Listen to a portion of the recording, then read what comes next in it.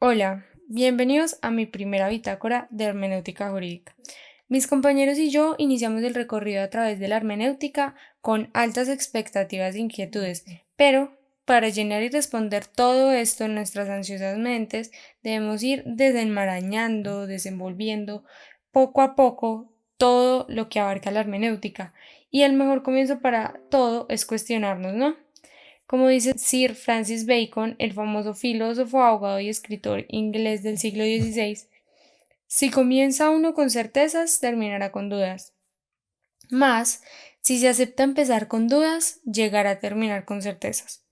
Así que preguntémonos, ¿qué es la hermenéutica jurídica? ¿Cómo aplicar la hermenéutica jurídica? ¿Para qué nos es útil la hermenéutica? Dando solución a la primera cuestión, diremos que la hermenéutica proviene del griego hermeneia, que quiere decir interpretar, explicar, traducir. Es la práctica, más bien el método de la búsqueda del conocimiento centrada en la comprensión, el significado del lenguaje, buscar las respuestas desmenuzando este. Es decir, aplicar la hermeneusis es interpretar textos para dar un verdadero sentido a los mismos, no solo analizar el lenguaje, sino ver qué nos quiere decir este. Pero, al ser una actividad humana, es imperfecta. Y no solo imperfecta, sino también inalcanzable e infinita. Aún así, hay diferentes prácticas para intentar alcanzar la hermeneusis.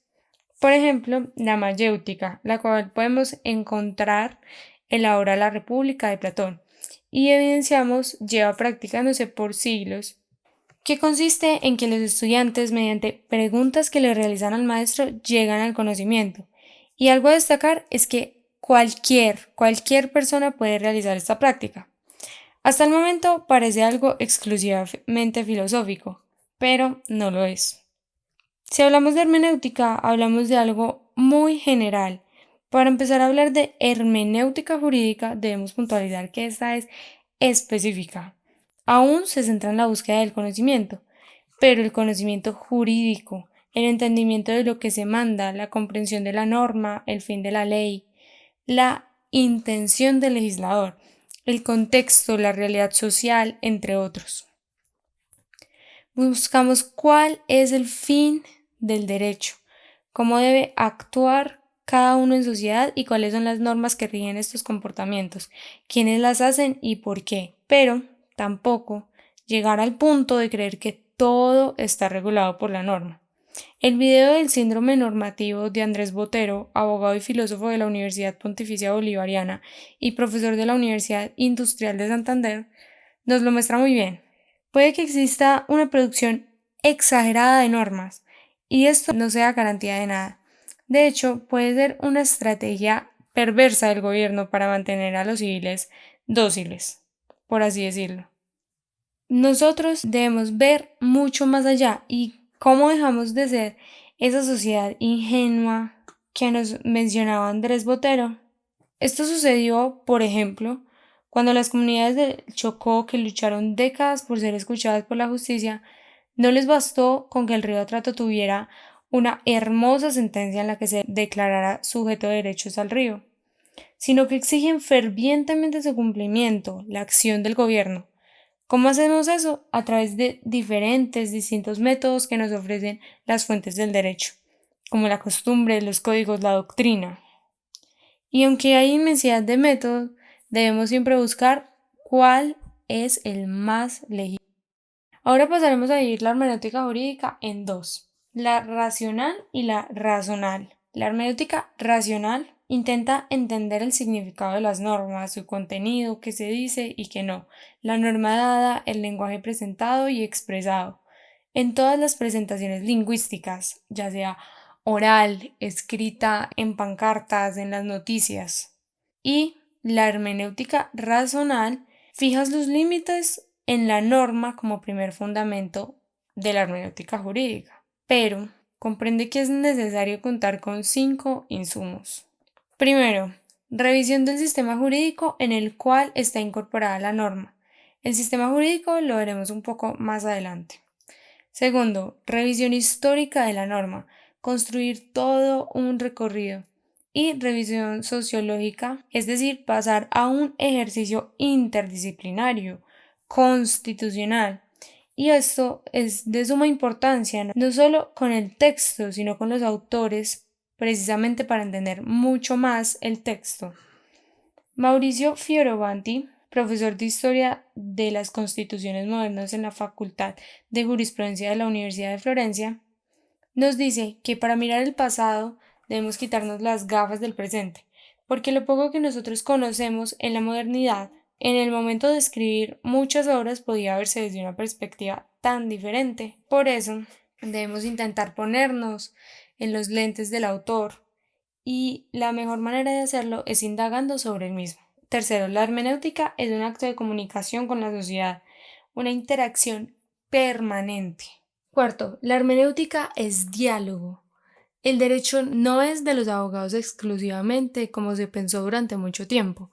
Ya es universal. La hermenéutica debería ser un curso transversal, es decir, dejar esa idea obsoleta de izquierda y derecha para dar lugar a muchas posiciones opinando un constitucionalismo.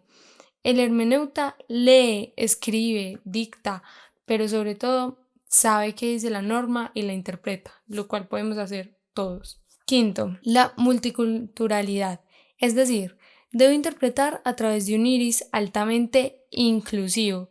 Quizás el mayor problema, o por lo menos uno significativo para que esto se dé, es que nos falta indagar aún más en la creación de un lenguaje social, una comprensión colectiva de lo que a todos nos compete. La adecuada aplicación de la norma depende del fenómeno de la diferencia. Según Nietzsche, la grandeza del ser humano está en cómo se trata la diferencia. Todo esto sonará un poco irónico y rayado con la realidad. De hecho, esto fue lo que pensé en la sesión, ya que en un recorrido histórico los monarcas han sido los practicantes de la hermenéutica, y por eso el fin actual de esta debe ser el significado correcto y no dar lugar al arbitrio interpretativo. La autoridad es algo diferente. La administración debe servirnos a nosotros. ¿O para qué han sido nuestras históricas luchas como la Revolución Francesa o la caída de los zares, compañeros? Buscamos que cada vez la hermenéutica sea una tarea más democrática, un diálogo social, una crítica constructiva.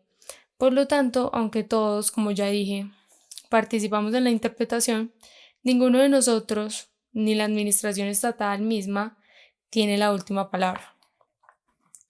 Y este no es el único fin. La hermenéutica tiene diferentes fines y funciones, cada uno de gran importancia.